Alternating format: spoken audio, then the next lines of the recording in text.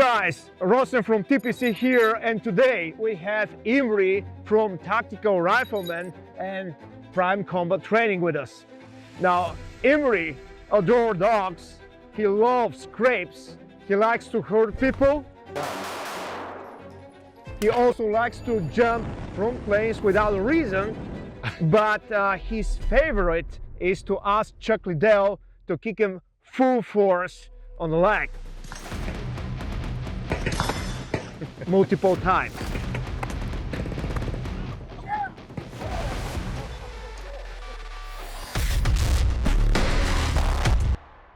So Imri, can you say something about your background for all the TPC followers? Sure. Well, so my background shooting wise is military, right? I served in special operations in the Israeli military, and I've done some contracting as well afterwards, which is ironically enough in a roundabout way how you and I know each other. And in the last 6 or 7 years, I've started teaching in the civilian world here in the States, and I've been lucky enough to be part of the Tactical Rifleman team for about the last 3 years, and kind of found my family between those guys and what we do here with TPC. That's kind of the deal, I think. Awesome, awesome.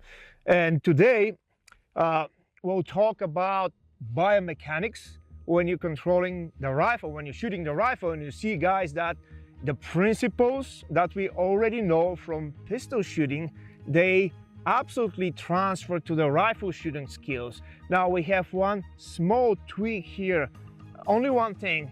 So when you're talking about the principle of maximizing pressure in the rifle world, instead of phrasing it maximizing pressure, here we're optimizing pressure. So we'll see that less pressure, still the gun will wobble. But if you apply too much pressure, it will wobble again. So you need to find that golden rule, how much pressure. You need to remember exactly how much pressure will make the rifle to behave very predictable, very inconsistent manner. And guess what? We know that from the pistol shooting. We want that gun to behave absolutely predictable, like a sewing machine. Jump and return to the same position again and again and again. You know that we are teaching a passive management of the recoil.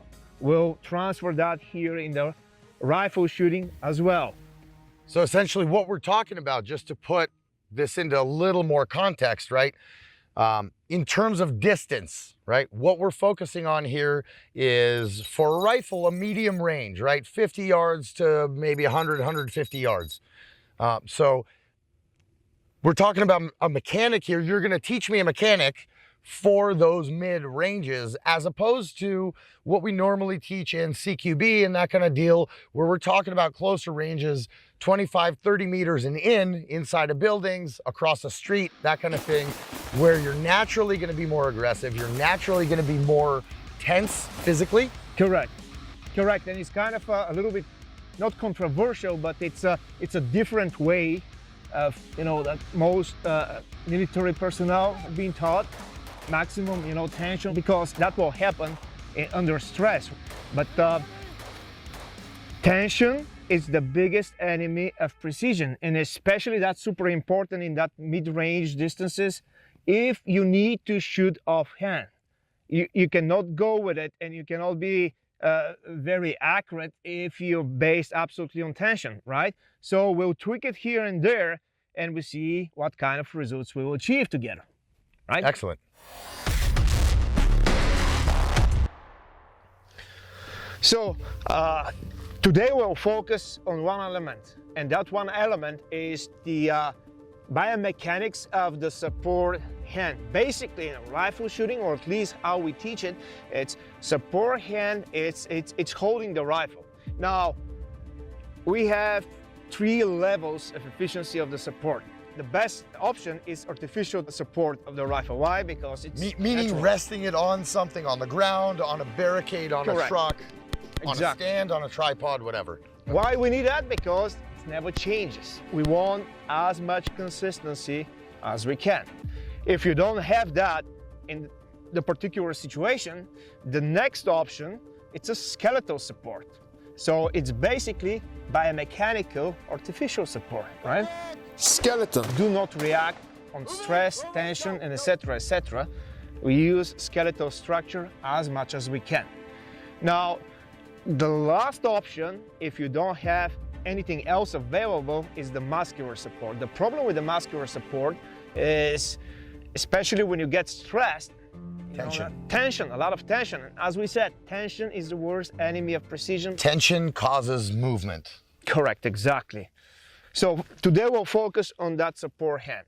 Now, we already have one artificial support of the rifle, and that's the stock. We'll approach the support hand like the second artificial support in order to create that triangle. Same like with the pistol, we have the two arms, it forms the isosceles. Now it's a little bit off, but still you want to create as close to that same effect. We use the skeletal support here because we don't have any artificial support available at that point when you're shooting offhand. But the key point to isolate skeletal structure here is exactly like with the pistol, to stiffen the wrist and to stiffen the elbow as well. Now, don't get us wrong. When you're stiffening the elbow, that doesn't mean to lock the elbow. You can bring it back to a very natural extension and just engage the forearm muscles and a little bit of a tricep to achieve that effect. Well, and just like with pistol, oftentimes when we talk about stiffening the wrist with students, right? When you say stiffen your wrists more, people add more pressure. It's not adding more pressure, it's locking that joint in place. That's all it's doing. Correct. Actually, by engaging a specific muscle groups, you stiffen the tendons and preventing the joint to move, right? It's like a solid piece of steel. We use that analogy all the time, right? So let's build the proper shooting stance really quickly, and we'll go to some minor details, but the main focus again is the support hand today. So Imri, go ahead, build your shooting stance like you know it, and we do a small tweaks here and there. Now the key thing is right now to make sure that again the chest and the pelvis, it's absolutely square to the target. If the pelvis is not square, if you're right-handed shooter, the rifle muzzle flip will go up and to the right, up and to the right. So wrap the shoulder around so nobody can actually see the back of the stock. If you look from the profile, from here, if you need to square your pelvis, just push with the knee forward a little bit, shooting side knee. And from here, the effect of the retraction with the support hand, it's exactly like with the pistol. Pull the support hand shoulder back and a little bit down until you limit the backward motion of the shoulder joint. From here, stiffen the wrist, stiffen the elbow, and apply a little pressure and compress the tissue behind the shoulder of the stock. So what we'll do right now, we'll fine-tune things. The first thing that we'll pay attention is how much pressure we apply. The rifle basically will tell you what is good enough. That makes sense? So go ahead, we'll go live fire here.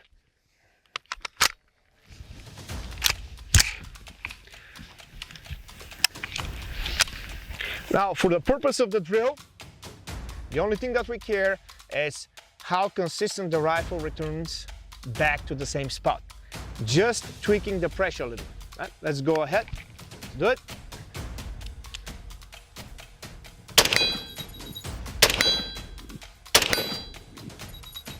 Good. So it's returning consistent each and every time? Surprisingly so. Awesome. Now that little tweak, it makes quite a bit of a difference in terms of how the rifle recoils and returns back to zero. Yeah. Beautiful. All right, so we'll find the proper pressure, right? We already covered that we need to stiffen the elbow and the wrist. Now we'll pay attention at the moment that you find the proper pressure, pushing with the support hand back. At the moment that you find that pressure, support hand is supposed to stay very neutral, like you're holding a cup of coffee. in space. You're not pulling, you're not reacting on the shot.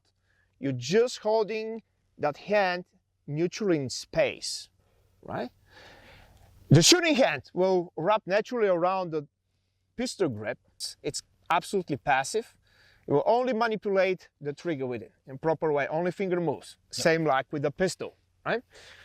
Let's go ahead and let's try several more shots like that. Now pay attention about that very neutral position of the support hand.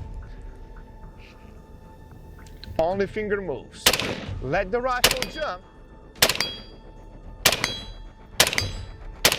And we can speed it up. Excellent. So what do you see, like what the red dot is telling you? So right now what was happening is every shot, now that I'm really just focusing on that support side hand kind of resting in place once it's found that, to me, it feels like an intermediate pressure. Mm-hmm. Yes, based on what I'm used to. I'm used to pulling back very tight with both hands for CQB applications and counter-terrorist applications. Here, I'm kind of relaxing a little more. I'm still pulling back. Wrists and elbows are stiffened. My, as we were talking about, my elbow's a little higher, right? It's up a little bit than compared to what I'm used to. And what I'm seeing in terms of the dot is it's rising pretty much straight up, and it's maybe going up. We're shooting at a target that's, you know, that's not a full torso. You know, it's a small target here, and the dots may be rising up to the top of the head of the target. All right, so you can play a little bit with how much you can roll the elbow up or down. And again, the red dot will tell you at the moment that you know the red dot start behaving very predictably and exactly the same way each and every time. That's the exact position of the elbow. So it's very individual based to our physical structure. In terms of finding the roll angle of your support hand. Of course, yeah. For me personally, I like about 45 degrees-ish. And I feel the best like this, but again, it's very individual. So play with it, guys, and find the optimum position of your support hand elbow there, right? Now let's do it one more time.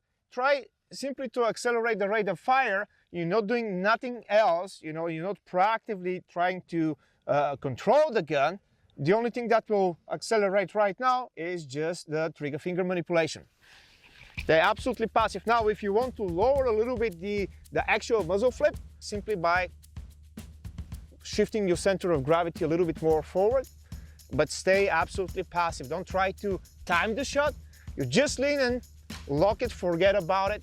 Just let the gun to naturally recoil on the body. Square, very important to be square.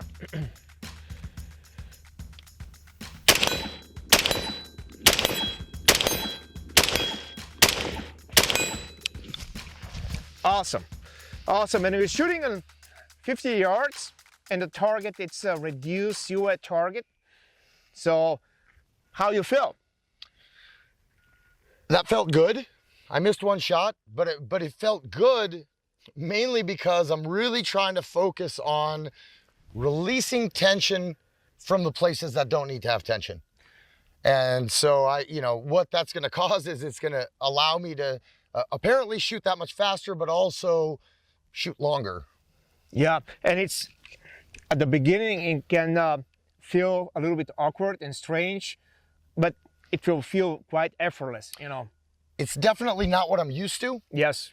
I would say that the part that seems more unnatural to me now, it's not the relaxing part, it's moving my shooting side shoulder forward, as opposed to normally what I'm used to is raising the shoulders up. And we do that at the closer distances because when you're freaked out, when you're in combat, right, that's what the body does. You're just gonna tense up, which is good for those distances where this kind of accuracy is not what we need, right? I mean, hitting a T-box shot at 7 or 10 meters with a rifle, no big deal. I can be pretty tense physically and still nail that T-box over and over. But you know, at this distance, you know, it's 50 yards, very small target.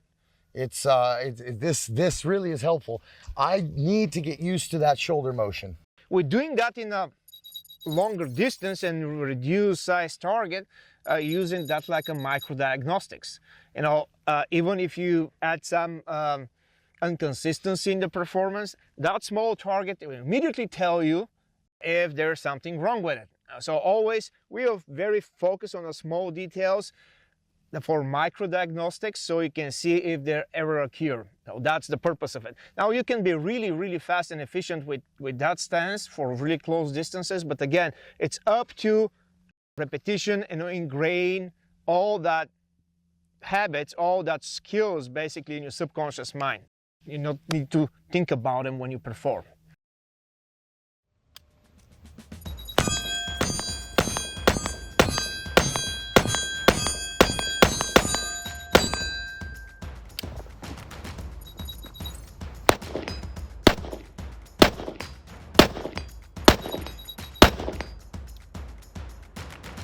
And that was 100 yards using the same technique. All right, guys, what we're shooting a reduced silhouette target produced from Shooting Target Solutions, and we did that fun stuff together with Imri in Utah, sunny St. George, on Cobalt Kinetics, the company that produces that beautiful girl there, and that's their facility here in St. George, which is awesome. What do you think about the rifle, Imri? I know that you have also one of their shorties too. I have two of their rifles. Two. You know actually, why? my you main... know why? Because more is more. More is more. Yeah, I've been, my main work guns right now are two Cobalt Kinetics guns. This one is Rossen's. He's letting me shoot it because I flew out here without guns. It's TPC branded gun. So yeah, these are fantastic rifles. This one's a 12-inch. I have an 11.5-inch that I mainly use. Phenomenal smooth shooting, flat shooting. It's gorgeous pieces of art. Yeah. So not to speak of the fact that their range here, this place is phenomenal. We're here in a 360-degree range, and there's cars here, and we can do all the jackassery that we like doing. All right, guys, if you like this video, please don't forget to like and subscribe and ring the bell, because that helps the channel to go on. Till the next time.